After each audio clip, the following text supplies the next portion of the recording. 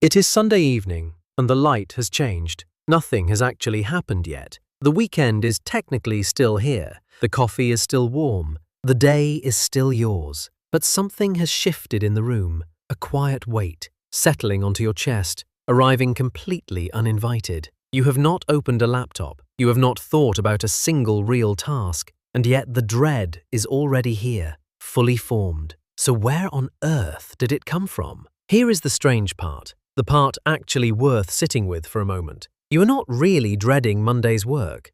Not the work itself. If I asked you, right now, to list the actual tasks waiting for you tomorrow, most of them would be fine, ordinary. A few emails, one meeting, a thing you half finished on Friday and already know how to handle. None of that is the monster under the bed. So why does a perfectly calm Sunday night feel like standing at the very top of a slide you do not want to go down? To answer that, we have to talk about dread itself, not as a vague mood, but as a real, measurable thing. A neuroscientist named Gregory Burns at Emory University ran an experiment that sounds almost a little cruel. He offered people a simple choice. They could take a strong electric shock right now, or a milder, gentler shock later, after a wait. Logically, everyone should pick the milder one every time. Less pain is less pain. But that is not what people did. A large number of them chose the bigger shock, purely to get it over with sooner.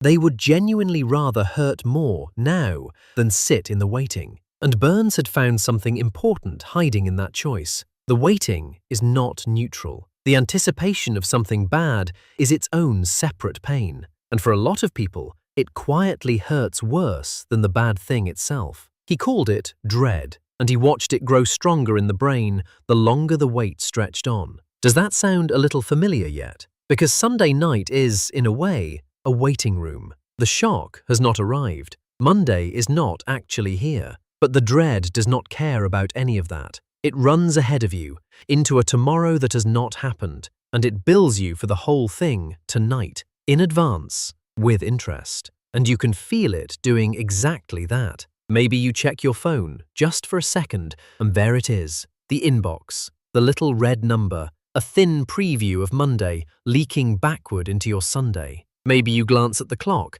and quietly do the math. How many hours of freedom are actually left? Nobody asked you to do any of this. The dread volunteered. It shows up every week, right on schedule, like a tide you cannot reason with and cannot send away. So that tells us what the feeling is, but it still does not tell us what you are actually dreading. The tasks are ordinary, remember. So what is the real thing your brain is quietly bracing itself against? Here is where it gets genuinely profound. What changes between Sunday and Monday is not the amount of work. It is who is holding the controls. Think about your weekend for just a second. Its real luxury was never rest. It was autonomy. For 2 whole days, you decided when to wake up, what to eat, whether to do absolutely nothing at all. 1,000 tiny choices, every one of them yours. 2 psychologists, Edward Deci and Richard Ryan, spent their entire careers showing that this is not a luxury or a preference.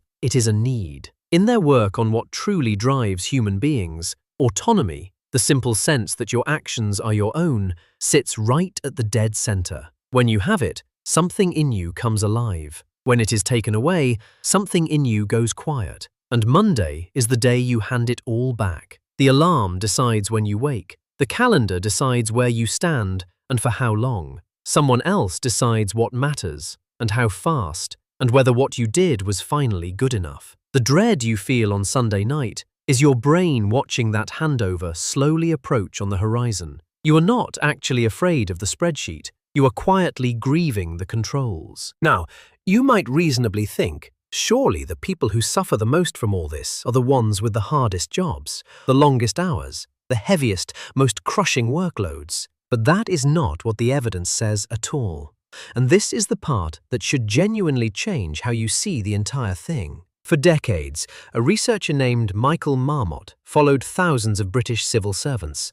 A famous study now simply known as Whitehall. Everyone worked in the same building, doing the same broad kind of office work, just sitting at different ranks. and he found something that quietly startled people. It was not the executives at the very top, the ones carrying the most responsibility and the most pressure, who ended up the sickest. It was the people near the bottom, the ones with the least control over their own ordinary day. Low control, not high workload, was what actually wore the body down. More stress hormones, more illness, even immeasurably shorter life. Read that again, slowly. The thing that hurts us most at work is not how much we have to do. It is how little say we have in it. It is the difference between driving a car and being a passenger on a long, winding road. Same speed, same curves, same destination. But only one of you feels sick by the end of it. Control is the seatbelt the body quietly relaxes into.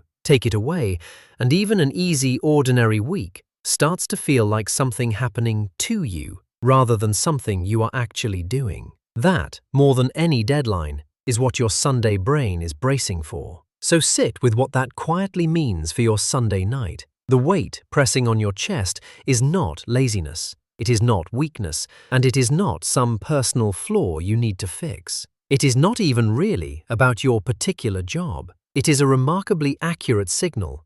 Your brain forecasting the loss of the one thing it needs the very most and flinching hard in advance. But there is one more turn in this, and honestly, it is the kindest part of the whole story. Your brain is not just quietly measuring that loss, it is wildly over-measuring it. We humans are famously, almost comically bad at predicting how we will actually feel in the future. A Harvard psychologist named Daniel Gilbert gave this a name, affective forecasting, and showed, again and again, that we overshoot. We overestimate how good the good things will feel and how long the bad things will hurt. The mind paints tomorrow in the very darkest colors it owns, and then tomorrow actually arrives and it is just Tuesday ordinary. You have lived this 100 times. You get up, you get coffee, you answer the first email, and then the second, and somewhere around the third one, the dread quietly evaporates, a little embarrassed because the slide was never anywhere near as steep as it looked from the top of the stairs the night before. That gap between the Sunday night forecast and the actual Monday morning reality is almost always enormous. The anticipation really is the worst part. It nearly always is. Burns proved it with electric shocks in a lab. You prove it to yourself, quietly, almost every single week of your life, and then forget it again by the next Sunday. So what are you supposed to do with all of this? Nothing, maybe. There is no clever trick here, no neat 5-step fix waiting at the end. The office is not going to suddenly hand you back the controls just because you finally understand the mechanism behind the feeling. But there is a strange, real relief in simply seeing the thing for exactly what it is. Because next Sunday, when the light changes again and that familiar weight arrives uninvited, you will already know its real name. It is not the work. It never really was. It is the handover of autonomy, felt fully in advance.